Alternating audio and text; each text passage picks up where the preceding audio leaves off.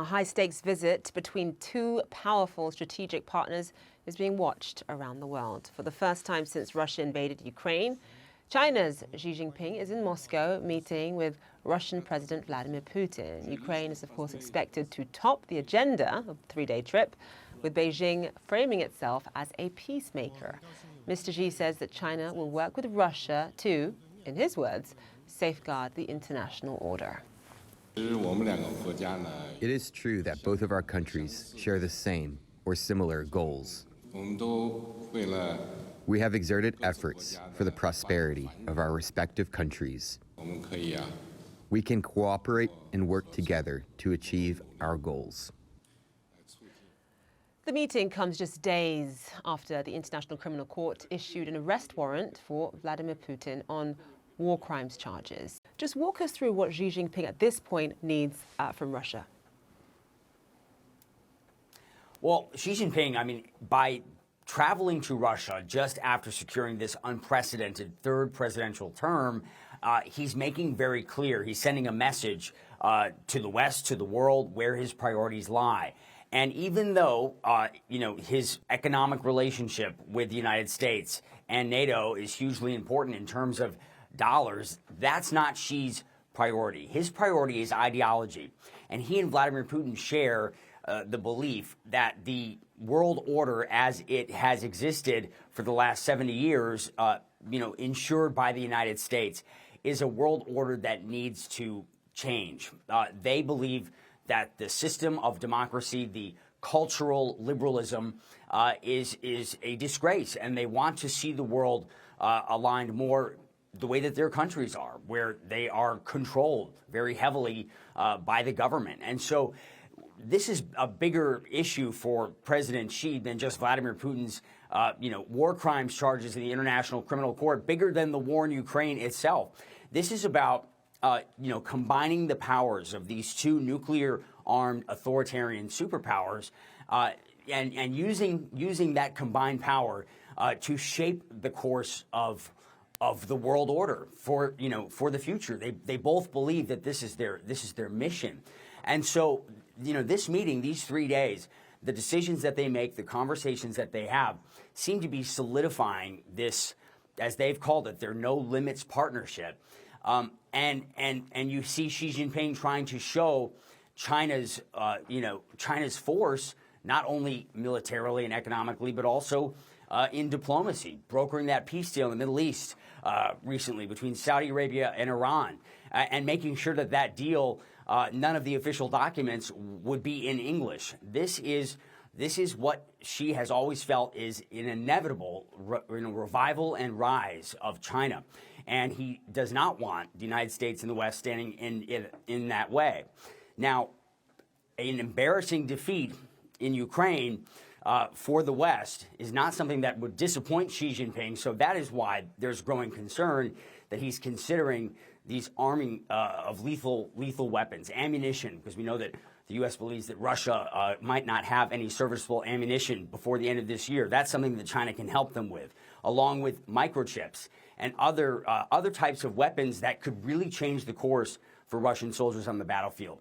So what happens over the next few days of discussion, Zane, is going to have huge ramifications for the war in Ukraine and beyond. We'll see what happens. I'm sure you'll be watching very, very closely.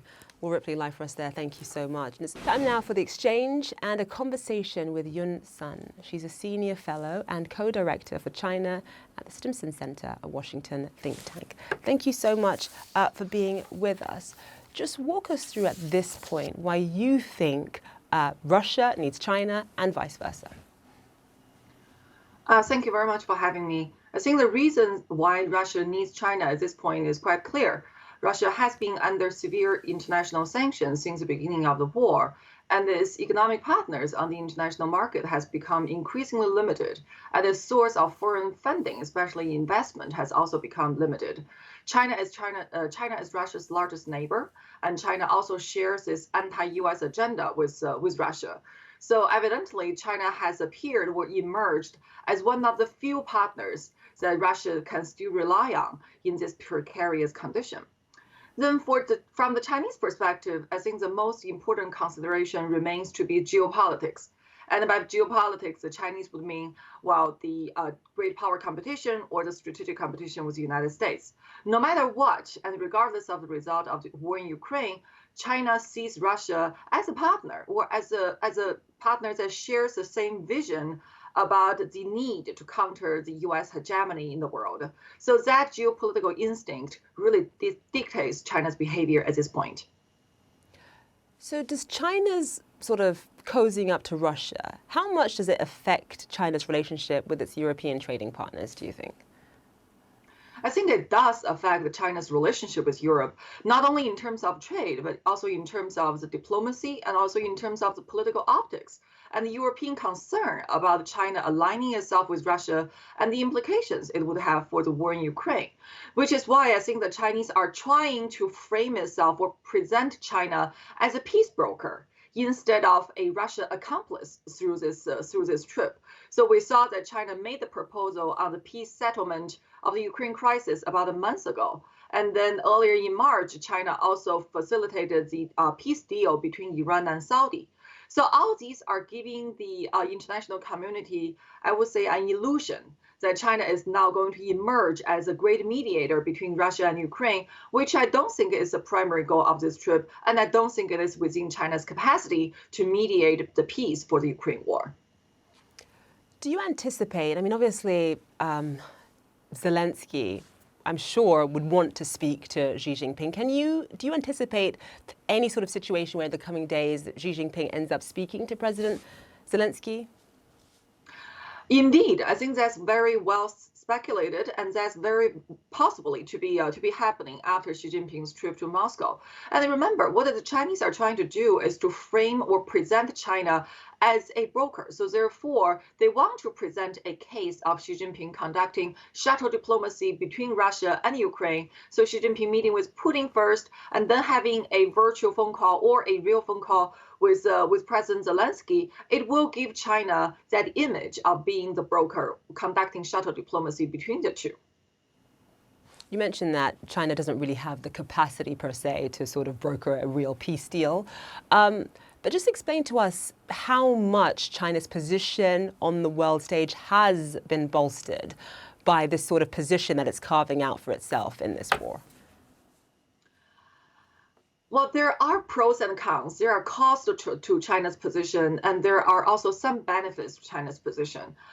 In terms of the cost, most importantly, I would say China understands that its pro-Russia neutrality is doing great damage to China's relationship with the West, including both the United States and Europe.